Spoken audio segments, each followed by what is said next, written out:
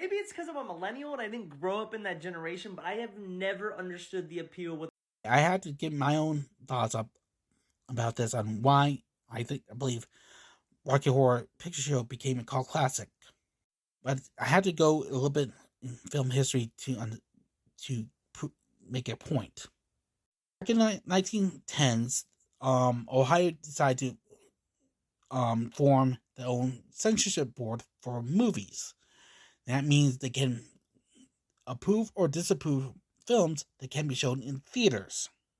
However, the Mutual Film Corp, which was a film distribution at the time, decided to sue Ohio for going against the freedom of speech. This led up to the Supreme Court, who ruled 9-0 in Ohio's favor, stating that filmmaking is not an art form, but a business. Therefore, is not protected under the First Amendment. Soon, other states, not all states, some states like Virginia, Maryland, and New York, start to form their own censorship boards, like Ohio. Include Chicago, despite the fact that the state of Illinois never did this. And by the 1920s, an actor, filmmaker named Roscoe Fatty Arbuckle was accused of raping and unaliving a young actress in his hotel room. This led to 3 trials. The first 2 were led to a mistrial, and by the third, he was clear of all charges because there was evidence that he didn't do it.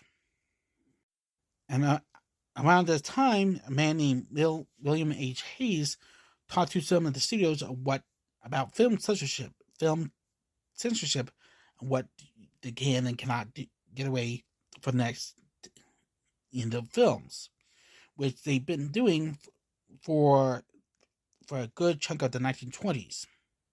There was a lot of talk about rules, about different rules about sex and violence and such, including racial tensions, slavery, drugs, or anything like that. By 1934, what is known as the Hays Code was established. Motion Picture Production Code, or Hays Code as is informally known as, were a set of rules or guidelines in which a lot of studios had to follow at that time until the 1960s. Studios in the 30s, 40s, and 50s follow these rules. You think about it, not a lot of them showed a lot of stuff like that, but only the ones who were bold enough were subtle enough to do so. Now, by the 1950s, there have been some movies at the time that pushed the envelope. In my head will be The Bad Seed, The Night of the Hunter, and some like it hot. Movies that push what I consider to be like, whoa, especially during that time. It wasn't until the 1960s in which you get to see more and more of these movies in theaters. Just like Psycho, The Wild Bunch, The Graduate, Bonnie and Clyde, 2001: A Space Odyssey, Guess Who's Coming to Dinner. And by the 1970s, we are introduced to a new generation of filmmakers. They're known as the New Hollywood. And these are filmmakers who did not learn the craft by being on set or learning on the spot. These are filmmakers who learn from film schools. Some of these filmmakers were also made the names back in the 60s, like the films I mentioned. filmmakers like Steven Spielberg, George Lucas, Martin Scorsese, Francis Ford Coppola.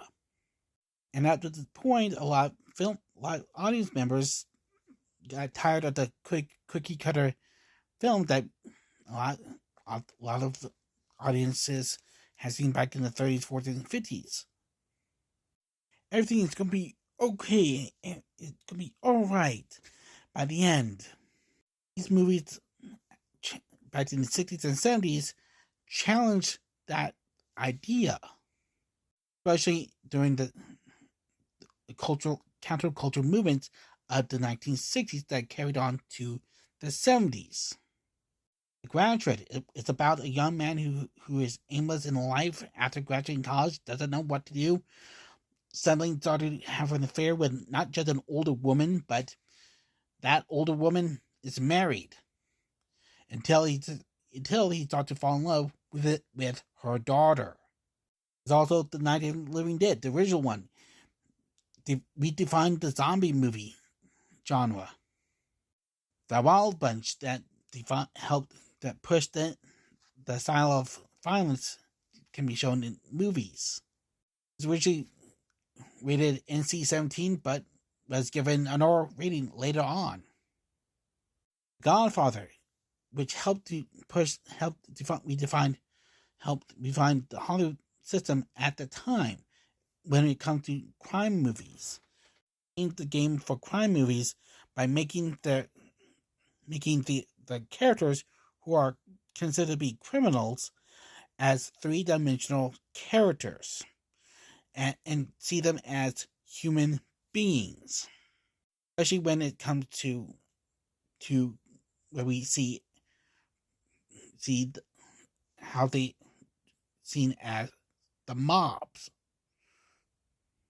It helped define the mob movies, and we get something like movies like A Bronx Tale, The Departed, Casino, Goodfellas.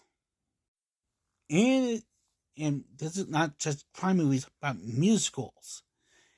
And this is what makes Rocky Horror such a classic movie. Touched a lot of what considered to be taboo subjects at that time, and many of them were considered to be taboo subjects now.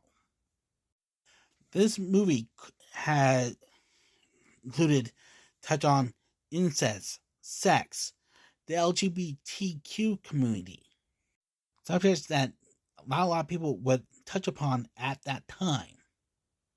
Also, this played a big part in the LGBT community at the time, especially the 1970s sexual revolution around this decade.